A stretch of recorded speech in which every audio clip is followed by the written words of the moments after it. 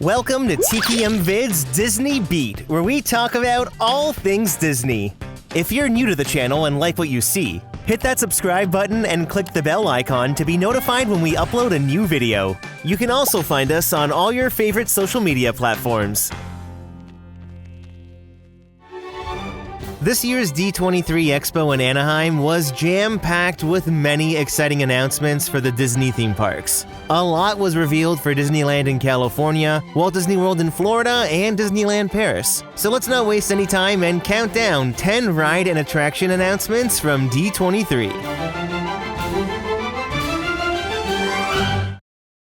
Number 10.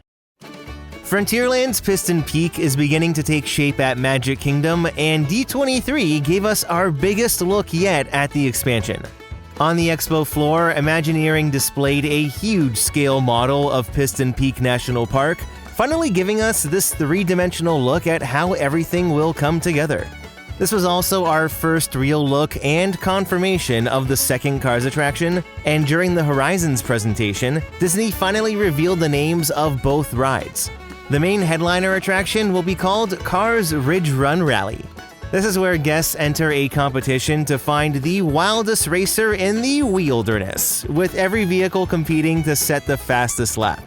The course will take racers through the rugged beauty of America's national parks, up Piston Peak, and then you'll plummet back down the mountain before racing into a massive geyser field.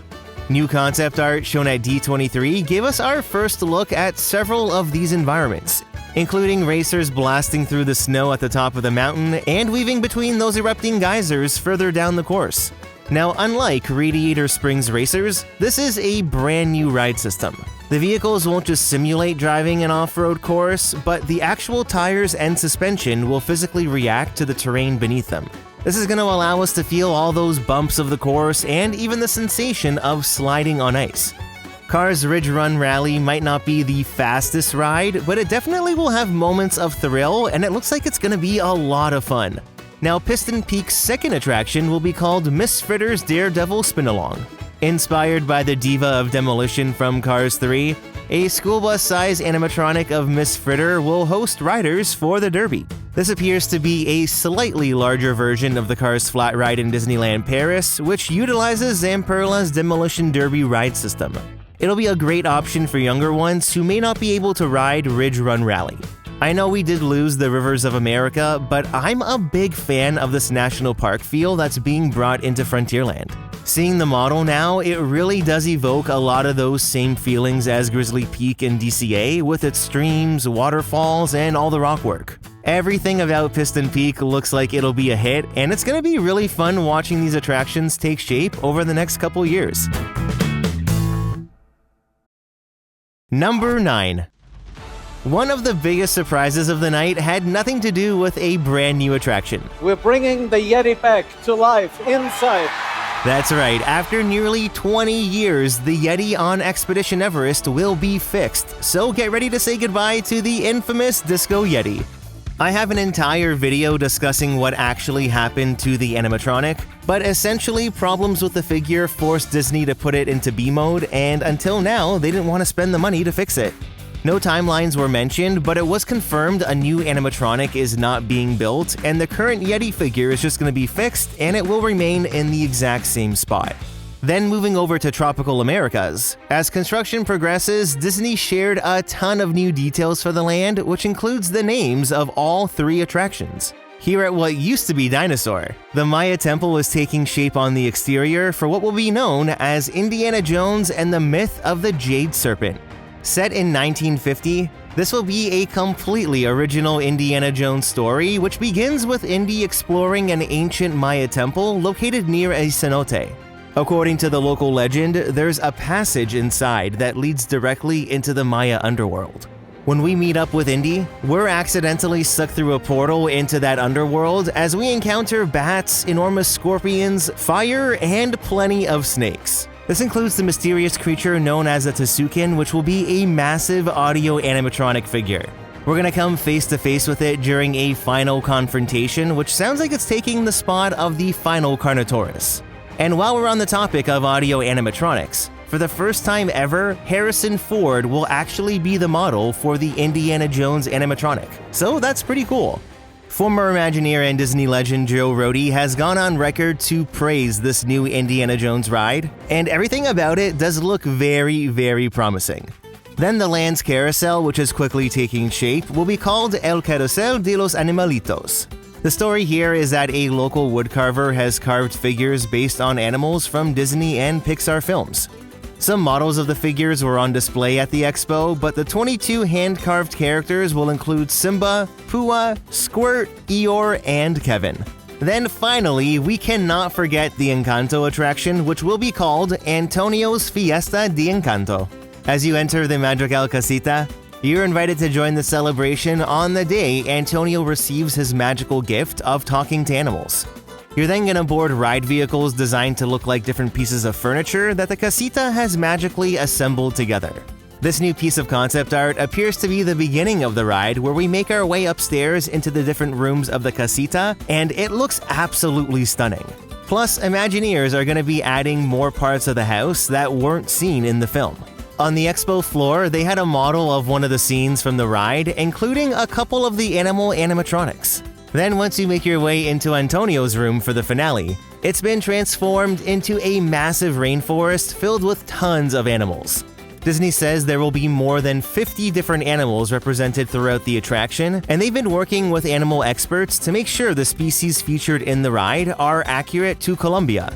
The original cast of voice actors are also returning to record new dialogue for the attraction. No pressure! Okay, whoa! And Disney shared a peek into their recording session.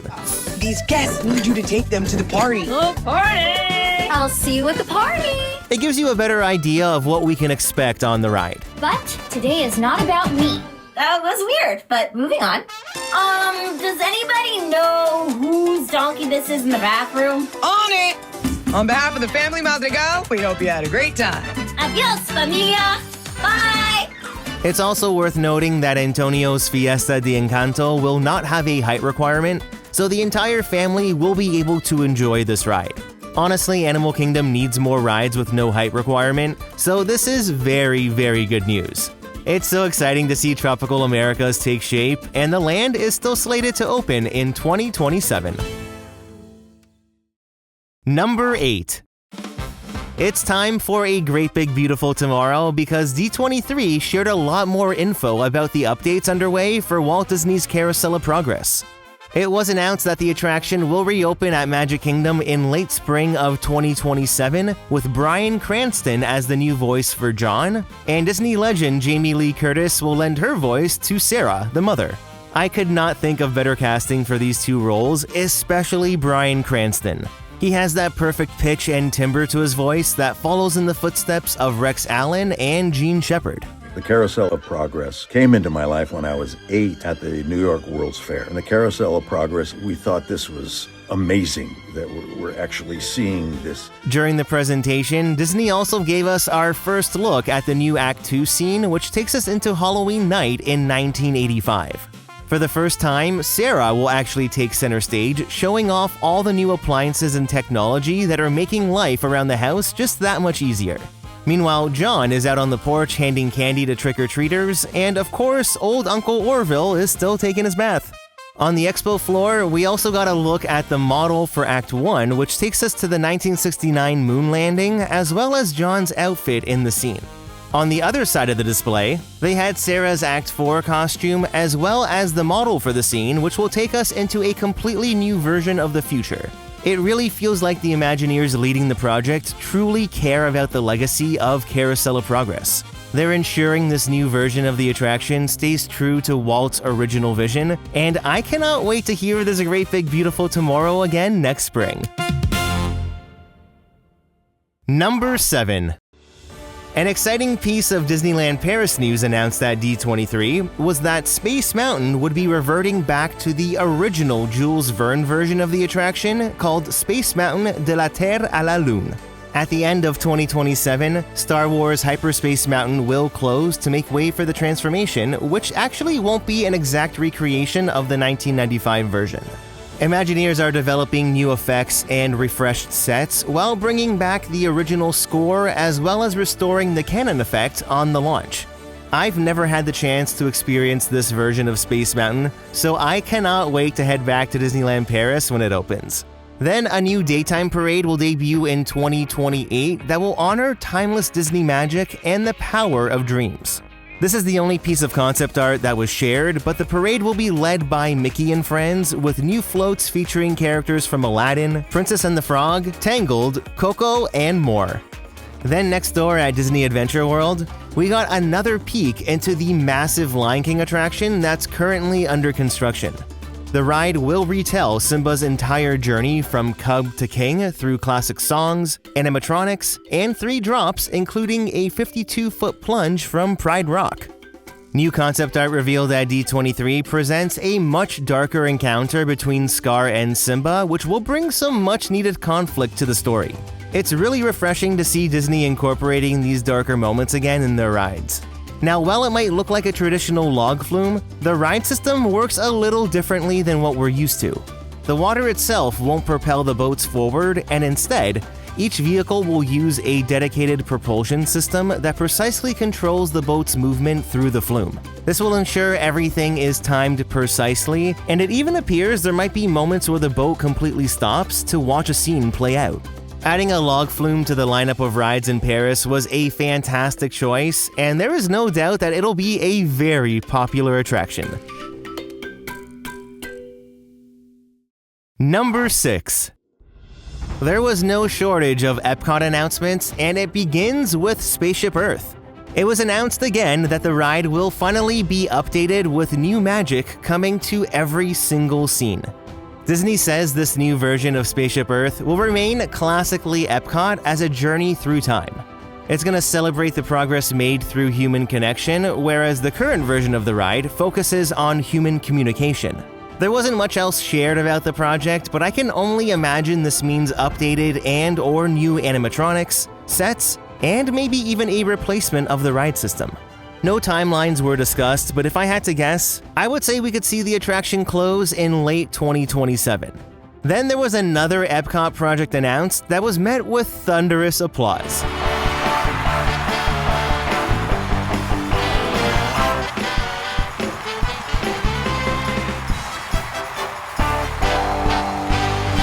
Yes, we are taking a new journey into imagination at Epcot with Figment and Dreamfinder.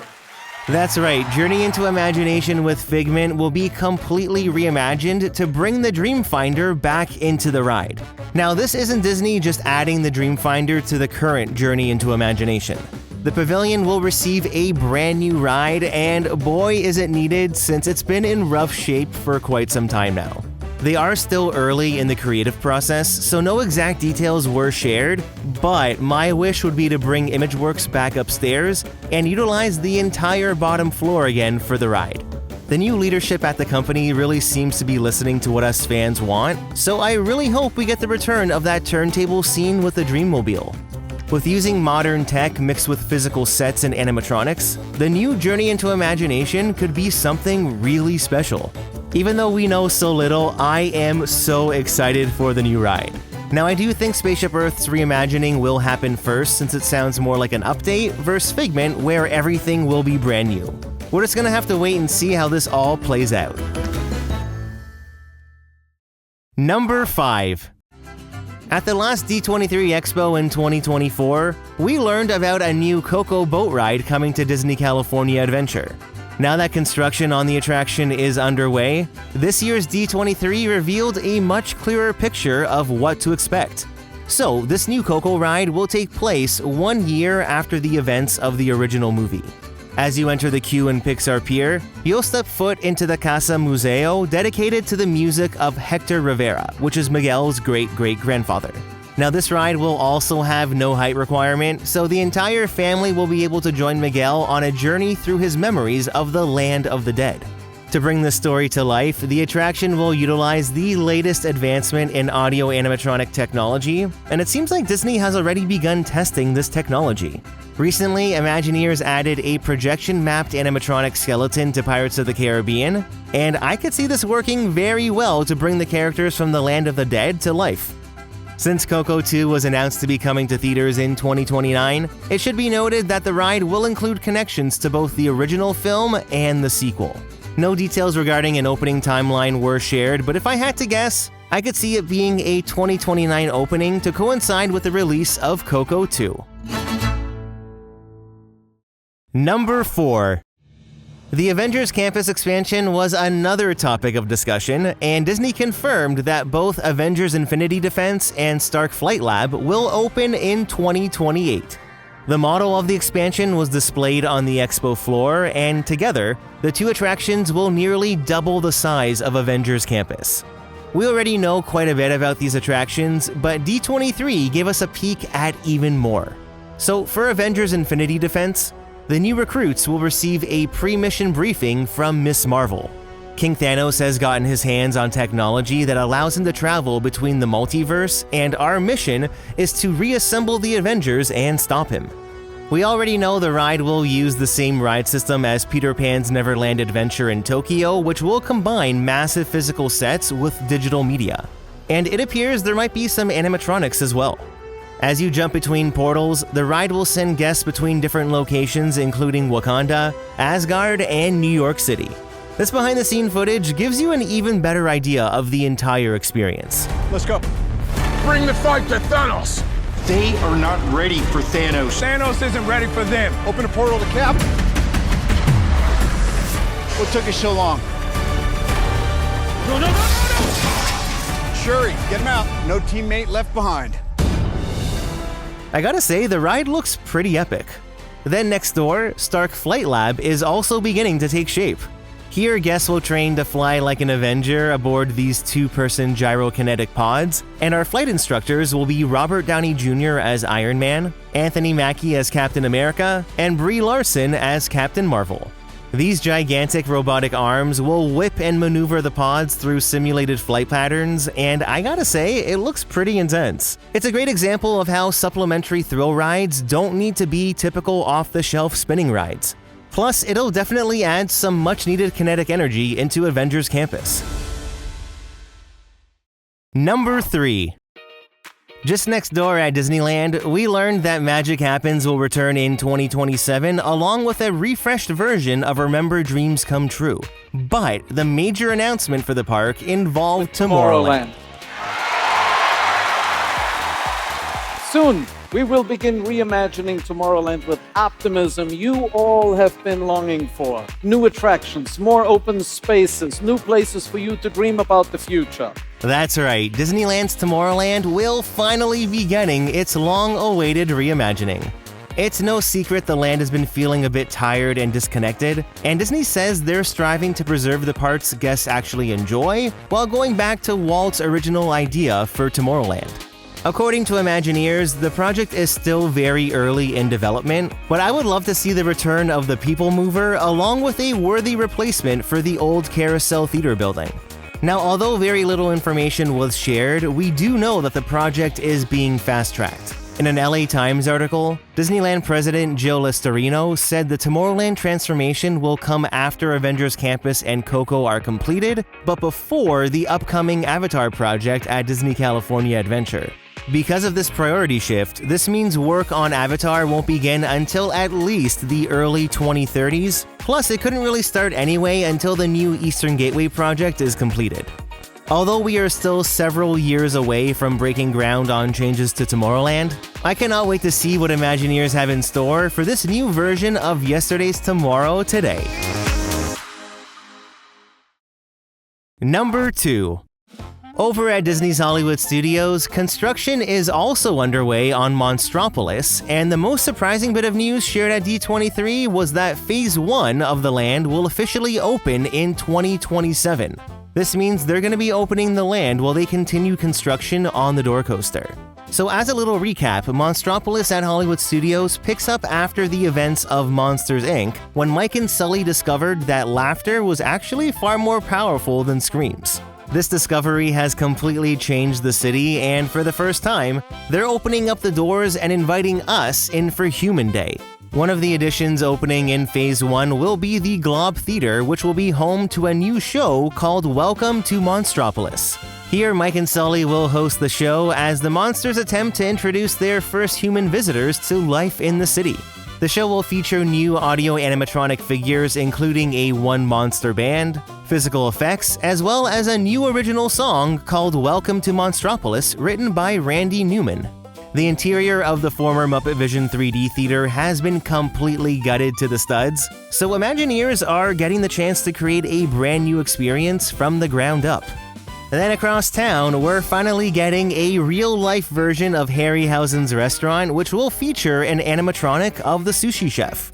Disney shared a peek at the figure, which is already completed, and he looks fantastic. I'd honestly eat here just for the animatronic. Now, sushi will obviously be part of the menu, but Disney says Harryhausen's will feature a larger variety of options, unlike anything else currently offered at Walt Disney World. Phase 1 of Monstropolis will also include Archie's Scare Pig Pizza, which replaces Pizza Rizzo, the Monsters University Alumni Club, as well as a new merchandise location called the Scareporium. On the expo floor, we got a peek at some of the original characters we'll see in the land, as well as inspiration for the art direction. You can see it's going to be very detailed as they bring this functioning city to life, and the level of storytelling looks very, very promising. Obviously, all the storytelling will also be brought into the door coaster, which still remains unnamed as of yet. At the expo, we did learn, though, that in the load station, the coaster train will be lifted 40 feet in the air in 4 seconds before sending us into the door vault. I am very excited to get on this coaster, which I'm guessing will open sometime in 2028. Overall, Monstropolis is shaping up to be a highly immersive land, and I cannot wait to explore Phase 1 in 2027. Number 1.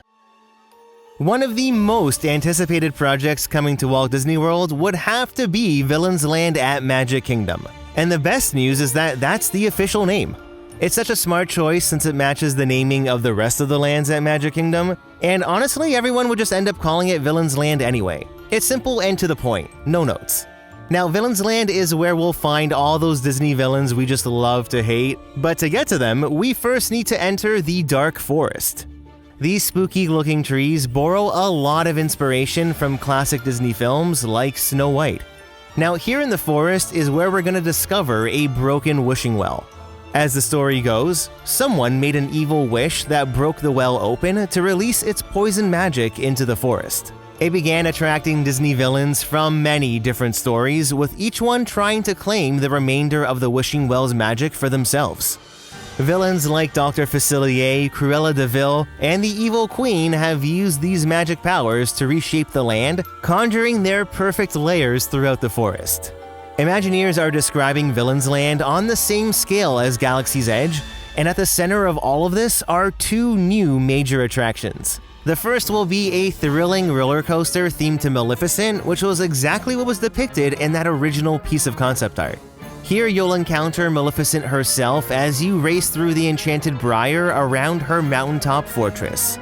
The latest episode of Pardon Our Pixie Dust gave us a glimpse into the model for this new coaster, which is very cool to see. The layout also looks pretty thrilling, and it seems to evoke this twisted and uneasy feeling you'd expect from the magic of Maleficent. Disney says it will include elements that have never been attempted before on a Disney coaster, which really piques my curiosity. It makes me think we might be getting a drop track. It would be the perfect way to escape Maleficent in dragon form. Then the second attraction will be a full-scale dark ride centered around the Magic Mirror along with a variety of Disney villains. Guests will descend into the catacombs beneath the Evil Queen's palace, where the Magic Mirror invites us to explore the other side from his point of view.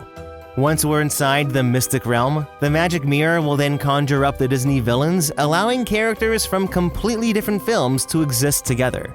The concept art includes Cruella, Jafar, Dr. Facilier, Scar, and Ursula, but I wouldn't be surprised if even more villains pop up. Imagineers have said the ride will combine large physical sets with special effects, but it doesn't look like it's a boat ride. Judging by the ride vehicle and its tiered seating, it looks a lot like the ride system used for Peter Pan's Neverland Adventure and the future Avengers Infinity Defense.